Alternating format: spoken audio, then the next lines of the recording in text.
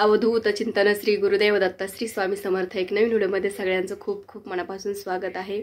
तर कालच्या व्हिडिओमध्ये मी तुम्हाला सांगितलं होतं की दिंडोरीमध्ये रात्रीची सेवा आपण करायला जातो, तर तिथे कोणती सेवा घेतली जाते। तर आजच्या व्हिडिओमध्ये मी तुम्हाला पूर्ण डिटेल माहिती सांगणार आहे की आपण तिथे गेल्यावर आपल्याला काय करावं लागतं, राहण्याची सोय, खाण्याची सोय किंवा नंतर मग वापस आपल्याला कधी यायचं, माऊलीचं दर्शन कधी होतं त्याची पूर्ण माहिती सांगणार आहे। बघा, तुम्हाला जर रात्रीच्या सेवेला जर जायचं असेल तर तुम्ही नक्की जा। न सुटणारे प्रश्न सुद्धा तिथे गेल्यावर सुटतात। त्या भूमीमध्येच आपण जर पाय जर ठेवले ना तर आपले सगळे दोष नाहीसे होतात। तर एकदा अनुभव तो नक्कीच घेतला पाहिजे। तर तुमची मनातून जर इच्छा असेल ना तर तुम्ही महाराजांना प्रार्थना करा। बघा, महाराज तुम्हाला, तुम्ही किती कामात असो, किती तुमच्या आयुष्यात अडीअडचणी असो, तुम्हाला महाराज तिथं बोलतील, तुमच्याकडून सेवा करून घेतील आणि तुमचे काही ते प्रश्न असतील ते सुद्धा सुटतील। अनुभव नक्की घ्या। बघा, स्वतःहून जर आपण म्हणजे आपण म्हणतो ना कानाचा आणि डोळ्याचा फरक असतो, तसं दुसऱ्यांच्या सांगण्यापेक्षा आपण स्वतः जर जाऊन तिथे अनुभवच घेतला ना तर खरंच आपल्याला खूप फरक पडतो। तर बघा, तुम्ही तिथे रोज नाईट सेवा होते असं नाही। आम्ही आमोशाला गेलो होतो, कारण भैरवचंडी सेवा आपण आमोशाला सहसा करतो, पण तिथे रोज भैरवचंडी सेवा होते। आपण म्हणजे रोज नाईटची सेवा तिथे रोज होते। लांबून लांबून म्हणजे आम्ही ज्या त्या दिवशी गेलो होतो शुक्रवारच्या नाईट सेवेला, तर मुंबईवरून म्हणजे लांबून लांबून लोक आले होते तिथे सेवेसाठी। तर रोज नाईट सेवा होते, त्याच्यामुळे असं नाही की आपण आमोशाला जायला पाहिजे। कधीही तुम्ही जाऊ शकता तुमच्या वेळेनुसार, तर कधीही जा। तर जाते वेळेस आपण जायचं म्हणजे सकाळी जायचं। सकाळी गेल्यावर काय होतं की 10:30ची आरती होते, त्याच्यानंतर आपण दिंडोरीमध्ये म्हणजे दरबार बघतो, नंतर गौशाळा आहे तिथे गौशाळा बघायची, त्याच्यानंतर आपण म्हणजे फिरतो इकडे तिकडे थोडंसं बघतो। राहण्याची सोय पण तिथे आहे। तर काय करायचं, जाताना सोबत आपण पोळ्या वगैरे न्यायच्या, म्हणजे एखादी सुकी भाजी न्यायची। तिथं खाण्याची कसं त्र्यंबकेश्वरला कसं खाण्याची सोय आहे, तिथं तसं खाण्याची सोय नाही आहे। कॅन्टीन आहे खाली तिथे, पण आपल्या स्वतःचं म्हणजे असलं जवळचं तर तब्येत आपली बिघडत नाही सहसा, म्हणून स्वतः जवळचंच न्या घरचं काहीतरी। तर आम्ही तसंच केलं, तर आम्ही सोबत पोळ्या नेल्या होत्या, त्याच्यानंतर 1-2 चटण्या नेल्या होत्या, जेणेकरून आम्हाला तिथे म्हणजे 1-2 वेळेस आम्हाला तिथं खाता आलं। तर तसं सोबत काहीतरी घेऊन जायचं। त्याच्यानंतर तिथे हॉल राहतो, तर हॉल स्वतःची रूम पण करू शकता आणि हॉल पण घेऊ शकता, कारण आम्ही 4-5 जणी होतो, तर मग आम्ही हॉलच केला होता। तर हॉलमध्ये गादी देतात ते, त्याच्यानंतर तिथे सगळी सोय असते, आंघोळीची वगैरे, गरम पाणी वगैरे सगळी सोय राहते। तर 60 रुपये देऊन तिथे एक रात्र आपण राहू शकतो। आपल्या बॅग वगैरे तिथे ठेवायच्या, कारण हॉल आणि थोडंसं दरबार सेवा थोडंसं अंतर आहे, म्हणून आपण तिथे, कारण बॅग आपल्या सोबत राहतात, तर आपण ते बॅग घेऊन तरी कुठं फिरणार, त्याच्यामुळे तिथे हॉलमध्ये ठेवला की आपल्याला आराम करायला पण वेळ भेटतो। त्याच्यानंतर बॅगा राहतात, आपल्यासोबत मुलं वगैरे असतील तर ते सुद्धा तिथे खेळू शकतात। तर तसंच माझ्यासोबत 2 मुली होत्या, त्याच्यामुळे त्यांची पण तिथे झोपण्याची सोय झाली होती।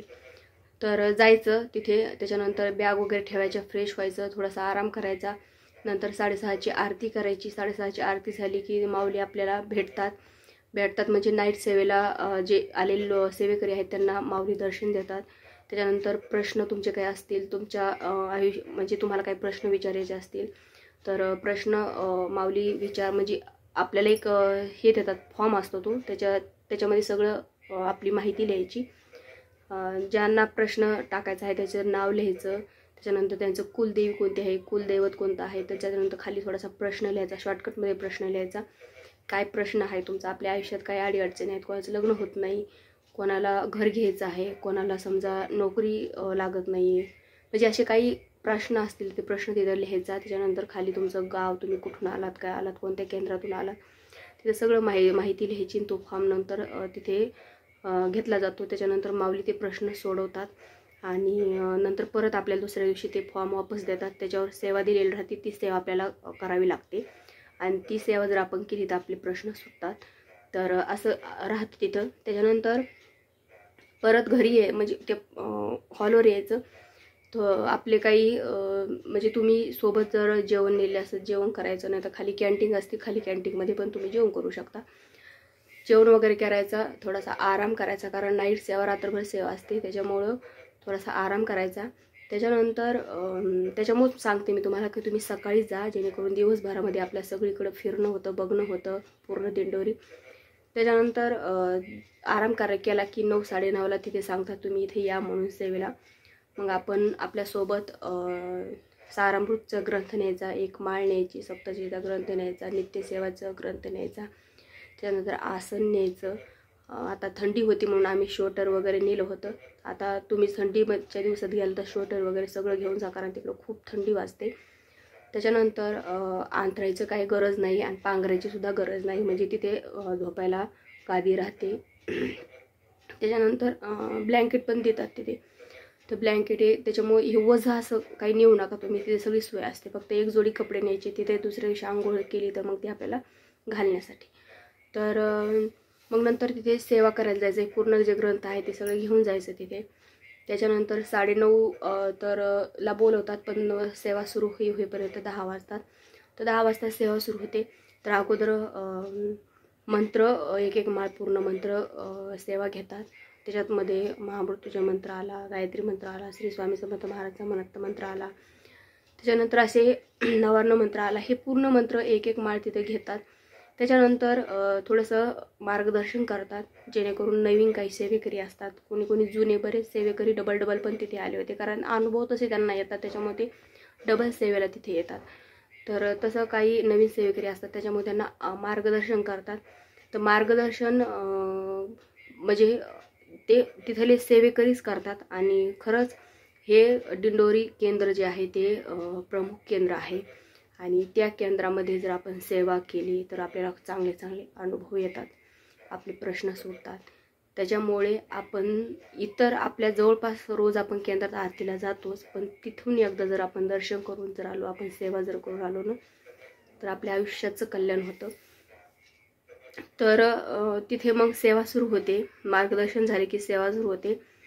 तर आपण जर अशी सेवा भैरवचंडीची करायची म्हटलं तर आपल्याला 2 ते 3 तासात आपली सेवा होऊन जाते, कारण आम्ही इथं केंद्रात आमच्या जाते तर होऊन जाते. पण तिथं इतका वेळ का लागतो त्या सेवेला, कारण तिथे वाचता वेळेस एकदम स्पष्ट उच्चार असतो त्यांचा, एकदम शब्द फोडून ते वाचतात आणि शांततेत वाचतात. घाई गडबड अजिबात करत नाही ते. मधात थोडासा ब्रेक पण देतात ते, म्हणजे कोणाला पाणी वगैरे प्यायचं असेल. तसं आपण भैरवचंडी सेवेला बसतो ना, तर तसे नियम खूप असतात त्याला. मांडी मोडू नये, जांभळी देऊ नये, कोणाशी बोलू नये, पाणी वगैरे आपण पिऊ शकतो, पण असे नियम असतात. पण तिथे काय होतं की आपण रात्रभर सेवा करायची आपल्याला, पण मग इतके नियम जर पाळून जर आपण केलं तर आपण बिमार पडू शकतो. त्याच्यामुळे ते थोडासा तिथे ब्रेक घेतात. पाणी ज्यांना प्यायचं पाणी प्या म्हणतात. त्याच्यानंतर पाणीच पितात, असं उठत गिठत कोणीच नाही, फक्त पाणी गिनी पितात थोडंसं. त्याच्यानंतर परत अशी म्हणजे 1-2 वेळेस ब्रेक होतो. त्याच्यानंतर परत सेवा सुरू होते आणि एकदम शांततेनं प्रत्येक उवाचला ते कालभैरवाष्टक म्हणतात. त्याच्यामुळे एकदम शांततेने एकदम एका स्वरामध्ये ती सेवा घेतली जाते. त्याच्यामुळे त्या सेवेला इतका उशीर लागतो. आणि तुम्ही विचार करा, रोज एक दिवस सुद्धा खंड न पडता त्या जागेवर ही सेवा होते. मग त्या जागेमध्ये किती शक्ती असेल. त्याच्यामुळे मी सांगतो तुम्ही तिथे जा. तुम्ही तिथे गेलात, तुमचे निश्चित तिथे जाऊन जर तुम्ही आलात, तुमचे प्रश्न सुटतील. इतकी प्रभावी आणि इतकी शक्तिशाली ती जागा आहे. त्याच्यामुळे मी तुम्हाला सांगते तुम्ही जा आणि बघा. माऊलींचं दर्शन होतं, कारण सहसा माऊलींचं दर्शन होणं असं सोपं नाही आहे. कारण आपण एखादा कार्यक्रम असला माऊलीचा, आपण जातो तिथे, पण माऊली आपल्याला दिसत पण नाही, इतकी गर्दी असते. पण दिंडोरीला जर तुम्ही गेलात आणि नाईट सेवेला जर तुम्ही गेलात ना, तर तुम्हाला माऊलीचं दर्शन म्हणजे असं इतकं जवळून होतं की आपण विचार पण करू शकत नाही. त्याच्यामुळं आणि तिथे माऊली बसतात शांततेनं. आता आम्ही गेलतो तर इथे कार्यक्रम झाला आता औरंगाबादला महामाऊलीचा. तेव्हा दिव्यांकाची खूप इच्छा होती माऊलींच्या जवळ जायचं, पण गर्दी असल्याच्यानं मी काही तिला पाठवलं नव्हतं. पण इथे दिंडोरीला आम्ही नाईट सेवेला गेलो तर तिथे मला आता तरी माऊलींच्या जवळ जाऊ दे, तिला ड्रेस तिचा दाखवायचा होता. तर मग मी जाऊ दिलं तिला. आणि बघा म्हणजे आपण इतक्या जवळून माऊलींचं दर्शन घेऊ शकतो. तर ती गेली, माऊलीनं तिला प्रसाद दिला. त्याच्यानंतर ते माऊलींचं दर्शन तिला झालं. आता आपण तर तशा वेळेस आपण फोटो वगैरे तर काही काढू शकत नाही, कारण चांगलं नाही वाटत तसं फोटो वगैरे काढा. तर मी फोटो वगैरे काहीच काढलं नव्हतं, व्हिडिओ पण नव्हता केला. पण माऊलींचं दर्शन घेतलं तिने आणि आमचं पण म्हणजे खूप जवळून दर्शन झालं. तसं माऊलींचं दर्शन इतकं जवळून आपल्याला होतं, आपल्याकडून नाईट सेवा होते, आपले प्रश्न सुटतात. त्याच्यानंतर तुम्हाला जर काही विचारायचं असलं तुम्ही विचारू शकता. असं खूप सारे प्रश्न आपले तिथे गेल्यावर सुटतात. तर त्याच्यानंतर आपली सेवा होते 4 वाजता आमची सेवा झाली. त्याच्यानंतर मग आम्ही परत त्या हॉलवर आलो. त्याच्यानंतर आम्ही मग 5:30 वाजेपर्यंत आम्ही आराम केला. नंतर मग आंघोळी केल्यावर फ्रेश झालो. नंतर परत आम्ही 6ला तिथे भूपाळी आरती होते, आरतीला आलो. आरतीला आल्यावर परत माऊलींचं आम्हाला दर्शन झालं. माऊलींचं दर्शन म्हणजे नाईट सेवेकऱ्यांना ते माऊली दर्शन देण्यासाठी येतात इतक्या सकाळी.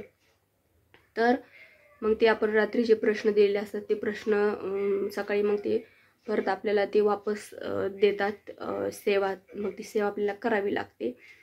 त्याच्यानंतर मग आपल्याला नाश्ता दिला जातो, नाश्ता करायचा. परत मग तुम्हाला थांबायचं झालं तुम्ही थांबू शकता, पण आम्ही थांबलो नाही कारण आम्हाला इकडं त्र्यंबकेश्वरला किंवा पंचवटीला आम्हाला यायचं होतं. असं काहीतरी ठरलं होतं आमचं, कुठेतरी एका ठिकाणी आपण जाऊ. तर आम्ही पंचवटीला गेलो. तसं मग काही सेवेकरी समजा त्र्यंबकेश्वरला जातात, मग ज्यांना जिकडे जायचं ते लगेच मग जातात माऊलींचं दर्शन झालं की. तर मग आपण पण ही सेवा जर केली ना आपण, तर डायरेक्ट घरी यायचं, कुठेच जायचं नाही. कारण आपण इतकी रात्रभर सेवा केलेली आहे, इतकं पुण्याचा साठा आपण कुठेतरी जातो आणि तिथे ठेवू मग सोडून येतो, असं करायचं नाही. तुम्ही डायरेक्ट घरी या. तर बघा खूप चांगले अनुभव येतात. तुम्हाला जर जायचं असेल तर तुम्ही नक्की त्या नाईट सेवेला जा.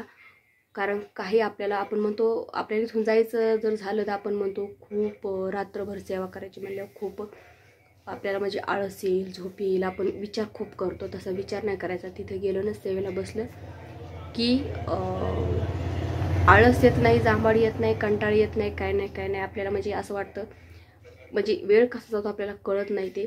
तर खूप चांगली सेवा होती तिथे गेल्यावर. तुम्ही नुसतं तिथे जाऊन बघा आपले दोष दूर होतात तिथे आपल्या काही अंगात असले तर. त्याच्यामुळे आपल्याला आळस गिळस काहीच येत नाही. तर खरंच तुम्ही तिथे जा, खूप प्रसन्न वाटतं. खूप म्हणजे सकाळी आपण उठून जर इकडं वापस आलो ना तर आपल्याला असं वाटत नाही मी नाईट सेवा करून आलो, इतकं फ्रेश आपल्याला वाटतं. रात्रभर जागरण आपण एखाद्या वेळेस घरी जर रात्रभर जागरण केलं तर आपल्याला किती आळस जांभळ्या दुसऱ्या दिवशी येतात, थकवा जाणवत. तिथं तसं काहीच जाणवत नाही, एकदम फ्रेश असं वाटतं. काहीतरी आपण झाले आपल्याला, इतकं फ्रेश आपल्याला वाटतं. तर नक्कीच तुम्ही तिथे जा, अनुभव घ्या त्याचा. तर मला जितकं सांगता आलं मी तुम्हाला तितकं सांगितलेलं आहे. बाकी तुम्ही जा आणि नंतर मग तुम्ही मला कमेंटमध्ये नक्की सांगा की तुम्हाला काय त्याचा अनुभव आला. तर आजच्या व्हिडिओमध्ये इतकंच. व्हिडिओ आवडल्यास व्हिडिओ लाईक करा, शेअर करा, चॅनलला सबस्क्राईब करा. कारण सांगायला गेलं ना तो व्हिडिओ खूप मोठा होतो, पण जितकं म्हणजे मेन जे पॉईंट आहेत ते तुम्हाला मी सांगितलेले आहेत. तर व्हिडिओ आवडल्यास व्हिडिओ लाईक करा, शेअर करा, चॅनलला सबस्क्राईब करा. झाली सेवा श्री स्वामी समर्थ महाराजांच्या आणि परमपूज्य गुरु माऊलींच्या चरणी रुजू करते श्री स्वामी समर्थ.